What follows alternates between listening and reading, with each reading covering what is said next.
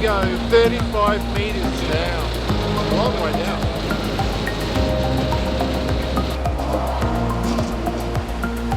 Have a ride.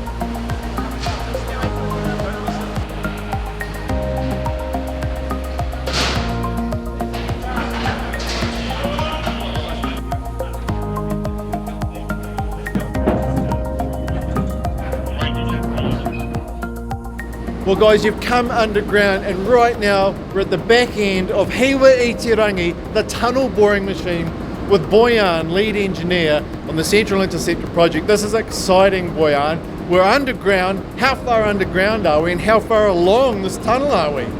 We're just at the back of the TBM, which is about 1.4k inside the tunnel.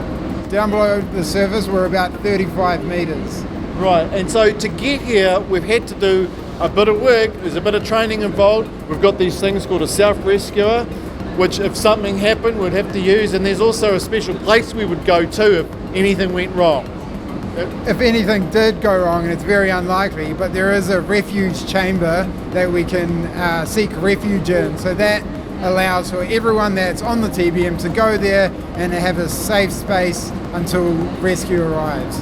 But we're in good hands. And it's surprisingly warm for winter down here, and I'm breathing pretty well. Has that got something to do with this large yellow tube that's in front of us here? It sure does. So this large duct, the yellow duct above us, that feeds fresh air from the surface to the front of the TBM and the front of the tunnel and keeps us all breathing. Excellent. So Boyan, tell us how this incredible tunnel boring machine, TBM, works. So the TBM, it's about 190 meters long. At the very front is what we call the cutter head, and that does all the serious cutting and excavating. So it's a big disc with cutters and rock rippers on it. And as it rotates, it's slowly munching and scraping away at the rock. It's also injecting water and foam in front of the cutter head.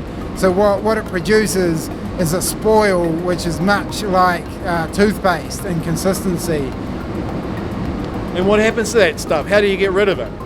So the spoil comes out of the cutter head through a screw. You might need to look it up, but it works on the principle of a Archimedes screw. So that brings the spoil from the cutter head onto the TBM in a controlled manner. It then deposits the spoil onto a conveyor, which then takes it onto muck wagons, which get pulled out by electric locos out to the surface. And we're going to find out what happens to that spoil a little later on. The TBM though doesn't just excavate the tunnel, it also builds it as well, doesn't it? After excavating a ring, it then retracts the rams back, which allows a concrete ring to be built. Once the concrete ring is built, the TBM actually pushes off the ring that's just been built as it's excavating the next cycle. Well, that brings me to the question of how fast does this thing travel? Some would call it fast, some wouldn't. It's about 15 to 20 meters a day. Yeah. So it's slow going, but you know it's a big tunnel, it's a big machine, and it operates 24/7, doesn't it? Yep, 24/7. Even while you're sleeping, the TBM is fully crewed and advancing. Yeah, well, it's so cool being here. Thanks for bringing us and talking to us about Hiwa-i-te-Rangi, the tunnel boring machine, Boyan. Thanks for coming down.